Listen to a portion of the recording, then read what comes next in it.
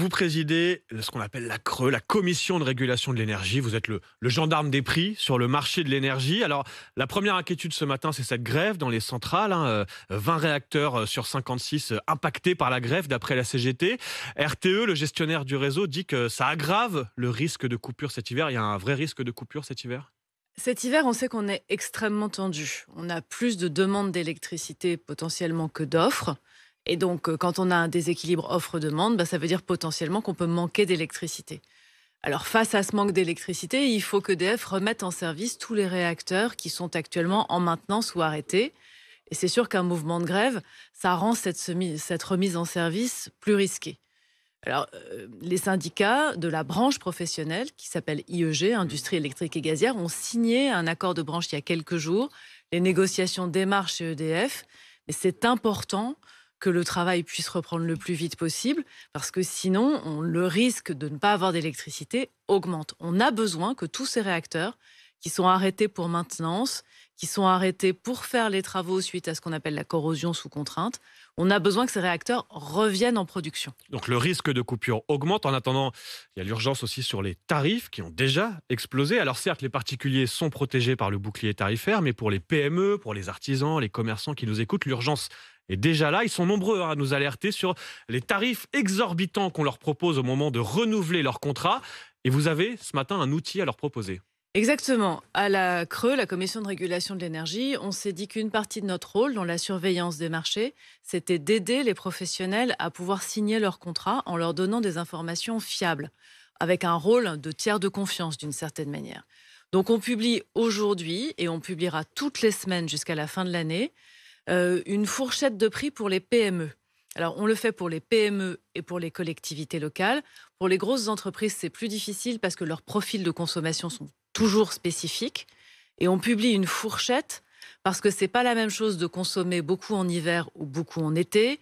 C'est pas la même chose de pouvoir consommer en consommant plus en heure creuse ou plus en heure pleine.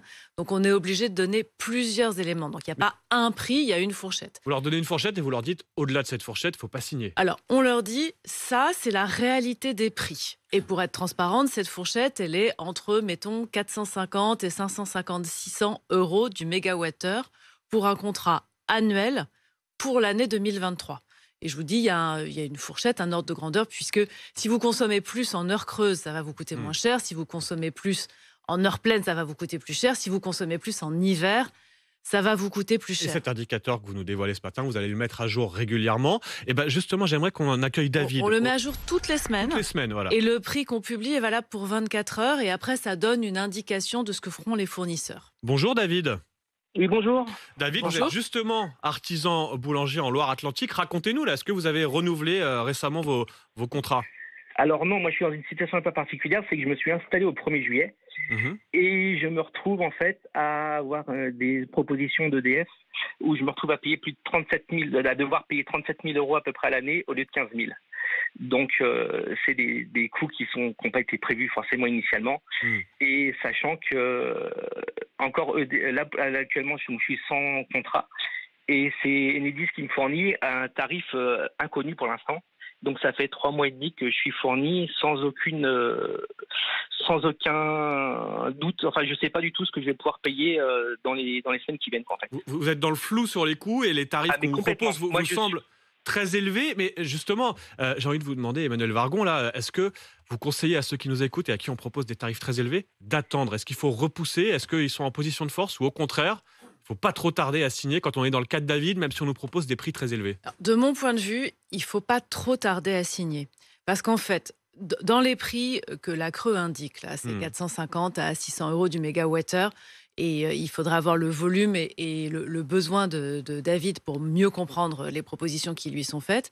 Il y a une part de nucléaire pas cher, parce que vous savez que dans le système, EDF vend une partie de son électricité nucléaire pas cher à 42 euros du mégawattheure. Cette vente d'électricité EDF pas cher, elle a lieu une fois par an. C'est nous qui tenons ce qu'on appelle le guichet et c'est fin novembre. D'accord. Après fin novembre, les fournisseurs auront du mal à répercuter ça pour leurs nouveaux clients. Donc, un nouveau client comme David qui s'installe, donc il n'y a pas vraiment de référence, pas vraiment de fournisseur, et qui arriverait courant décembre, aura du mal à avoir une offre qui inclut cette électricité pas chère.